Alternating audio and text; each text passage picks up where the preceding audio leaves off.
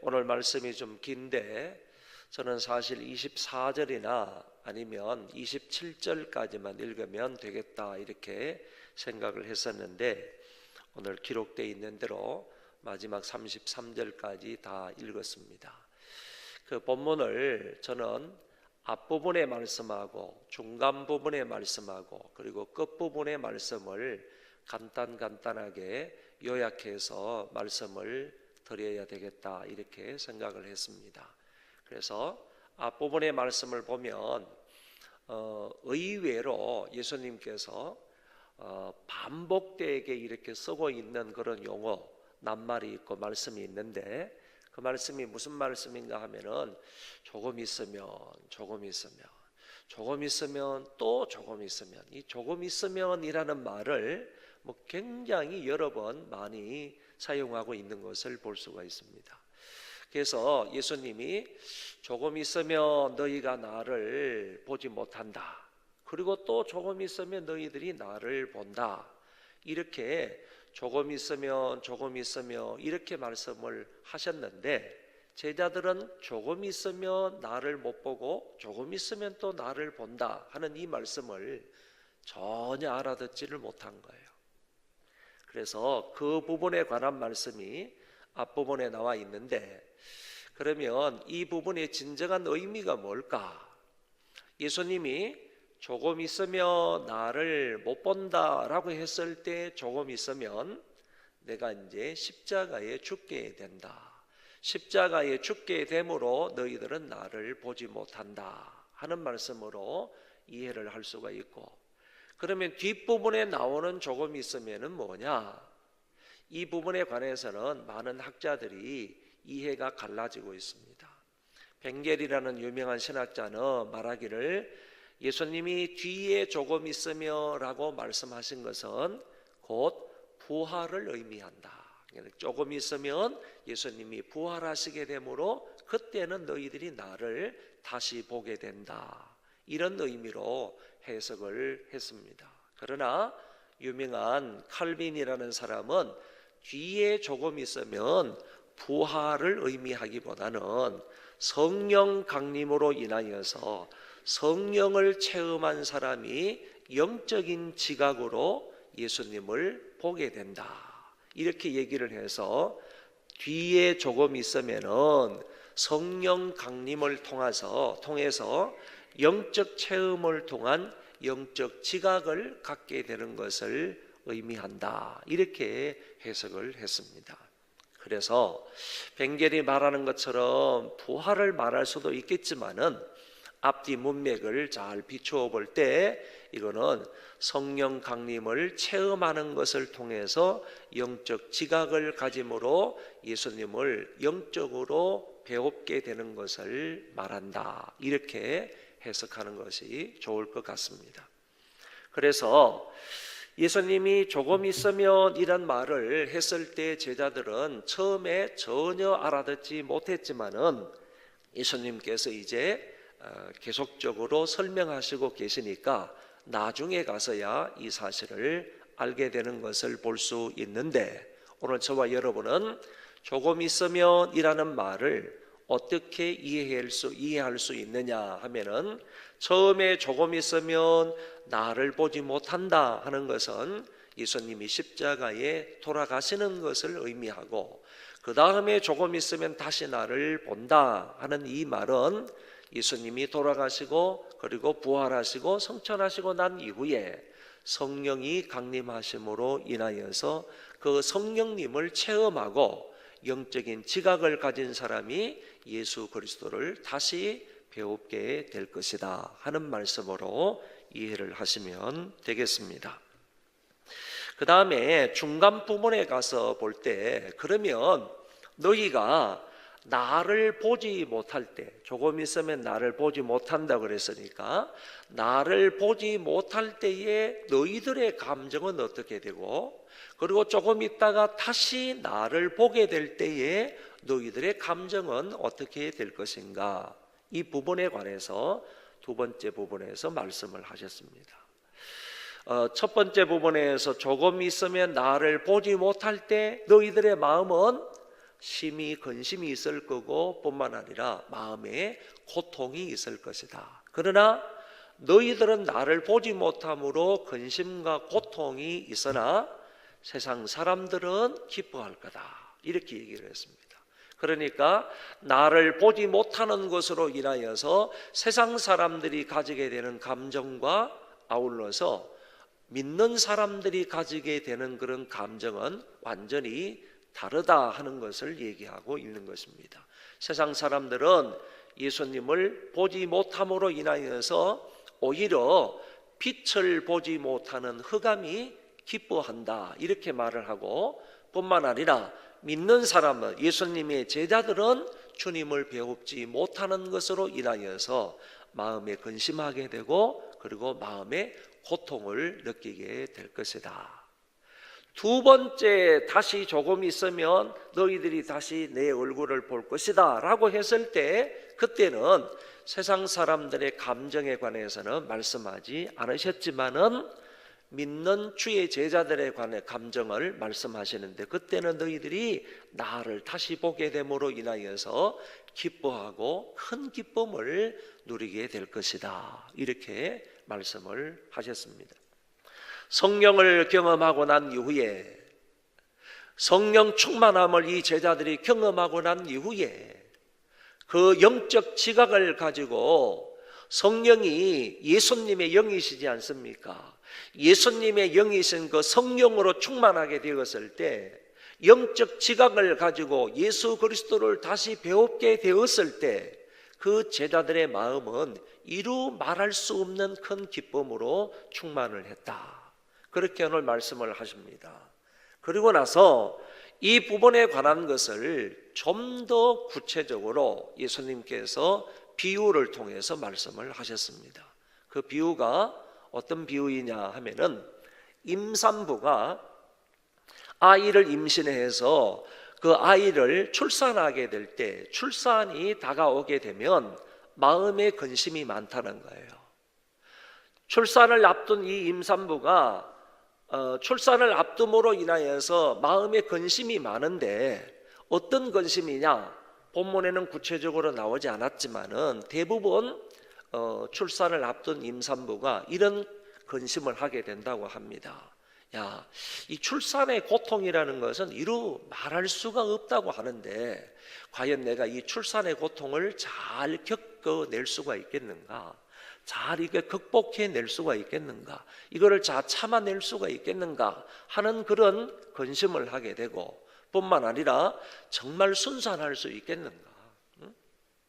순산에 대한 그런 염려, 근심, 걱정이 있게 되는 것이고, 아울러서 내가 아이를 출산하게 되면 이 아이가 건강한 아이일까? 이런 근심, 걱정이 임산부들에게 다 있다고 합니다. 그러면 이와 같은 근심, 걱정이 있으면서 이제 아이가 출산이 된단 말이에요. 아이가 태어나게 된단 말이지. 아이가 태어나게 되면 그런 고통의 과정을 다 지나고 나서 이 임산부가, 출산한 사람이 자기 아이를 배에다가 안을 때, 자기 가슴으로 안을 때, 아이를 안는 기쁨으로 인하여서 출산의 모든 고통과 근심, 걱정은 한순간에 다 사라진다. 그래서 예수님께서 이거를 비유로 말씀을 하신 것입니다. 너희들이 출산을 앞두고 있는 그 임산부가 출산의 고통에 대해서 근심하고 있다가 아이를 낳아서 아이를 안게 되면 그 아이를 안은 엄마의 그 기쁨, 그 출산한 사람의 그 기쁨으로 인하여서 모든 고통은 다 한순간에 잃어버리고 사라지고 만다 하는 것을 얘기하면서, 너희가 잠시 동안 나를 보지 못함으로 인하여서 마음에 근심이 있고 고통이 있겠지만은, 내가 성령으로 다시 이 세상에 오실 때, 다른 보혜사로 이 세상에 오실 때, 올 때 나를, 영적 지각을 통해서 나를 다시 배웁게 됨으로 인하여서 너희들의 마음에 마치 아이를 안은 그 엄마의 마음처럼 그런 기쁨이 너희들 안에 충만하게 될 것이다. 예수님께서 이 비유를 통해서 그 제자들에게 이렇게 말씀을 하셨다는 것입니다. 그래서 오늘 저와 여러분도 예수님께서 그 제자들이 그랬던 것처럼 살아계실 때, 이 십자가에 돌아가실 때 그 마음의 고통과 근심이 있었지만은, 그러나 성령을 경험하고 성령의 그 충만함을 경험하고 난 이후에는 그 기쁨을 주체할 수 없이 되었던 것처럼 오늘날도 마찬가지입니다.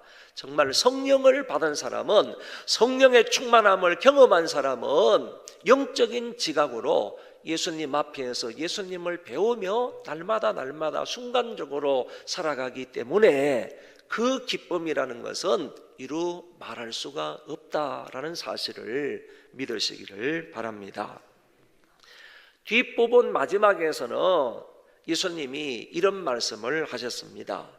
이제부터 너희가 내 이름으로 아버지께 구하면 다 받게 되고 너희 기쁨이 충만하게 된다라고 말씀을 하셨습니다. 여러분, 여기 말씀을 가만히 이제 뜯어보면 우리의 기도의 대상이 누구인가라는 것을 예수님께서 명확히 가르쳐 주셨습니다. 우리의 기도의 대상은 아버지 하나님이다 라고 하셨습니다. 자, 성경 전체를 통해서 볼 때에 기도의 대상은 성부 하나님이심에 분명합니다.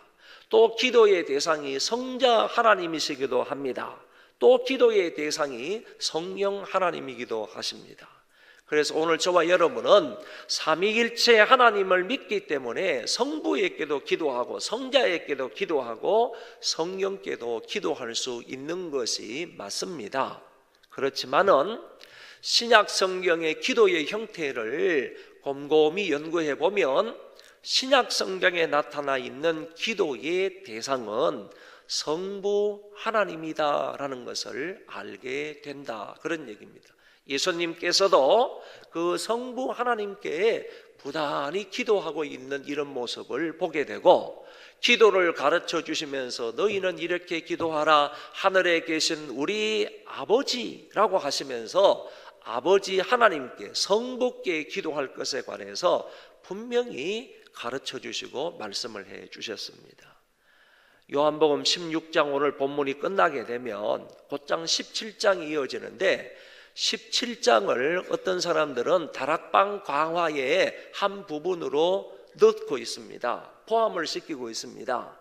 그러는 이유가 뭐냐 하면은 17장에 가면 예수님께서 이제 길게 기도하시는 부분이 나오는데, 당신 자신을 위해서도 기도하고 제자들을 위해서도 기도하고 제자들을 통해서 믿게 된 다른 사람들을 위해서도 기도하고 그리고 세상을 위해서도 기도하는 부분이 길게 나와 있는 것을 볼 때, 이 기도는 어디에서 했겠느냐? 다락방 강화를 마치고 모여있는 주의 백성들 가운데, 그 사람들 가운데에서 예수님께서 마지막으로 다락방에서 제자들을 위해서 주로 기도하신 것이 요한복음 17장으로 보기 때문에 17장을 다락방 강화 속에 넣어서 포함시켜서 말씀하시는 분도 있다, 그런 얘기입니다.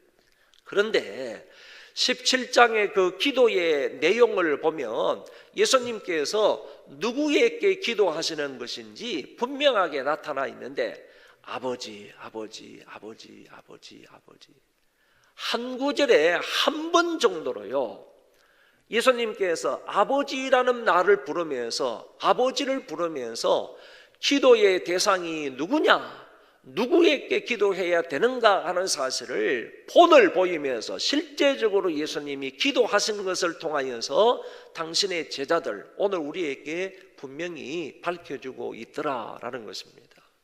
예수님은 정말 반복적으로요 강조하시면서 어떤 면에 아버지, 아버지, 아버지, 아버지 계속해서 아버지를 부르면서 기도하는 부분을 엿볼 수가 있습니다. 오늘 저와 여러분들의 기도의 대상은 아버지 하나님이십니다. 그러니까 아버지라고 부르면서 기도할 수 있기를 바랍니다. 주여 주여라고도 기도할 수 있지만은, 주여 주여라고 부를 때는요, 내가 그 주님을 부르는 내가 상대적으로 주님의 종이다. 왜 주인을 부르니까 주인님이요 주인님이요 이렇게 부르면 우리가 상대적으로 종의 입장이 될 수가 있는 거죠. 그래서 종의 입장으로 하나님께 나아가는 것보다는 아버지 그러면 나는 상대적으로 자녀라는 입장이잖아요. 자녀의 입장에서 아버지께 나아가며 기도하는 것이 바람직하겠다라고 생각할 수 있습니다. 예수님이 오늘 그렇게 말씀하신 것처럼 아버지께 간구할 수 있기를 바랍니다. 그리고 누구의 이름으로 기도하라 그랬는가 하면 오늘 예수님께서 너희가 지금까지는 내 이름으로 아무것도 구하지 아니했으나 구하라 그리하면 받으리라. 구하라 그리하면 주시리라 이렇게 말씀을 하셨거든요. 그러니까 누구의 이름으로 기도해야 되느냐 하면은 하나님과 인간 사이의 유일한 중보자가 되시는 예수님의 이름으로 기도해야 한다는 거예요. 구원에 있어서도요, 인간과 하나님 사이의 유일한 중보자가 예수 그리스도이지만은 기도했는데 기도하에 있어서도 역시 인간과 하나님 사이의 유일한 중보자는 예수 그리스도이십니다. 그렇기 때문에 기도할 때는 반드시 예수 그리스도의 이름으로 하나님 아버지께 기도해야 된다. 우리가 그만한 기도할 수 있는 능력이 있습니까? 기도할 만한 능력이 우리는 부족한 거예요. 그래서 성경은 말씀하시기를 너희가 빌 바를 알지 못하나 성령께서 너희 안에서 말할 수 없는 탄식으로 아버지께 기도한다.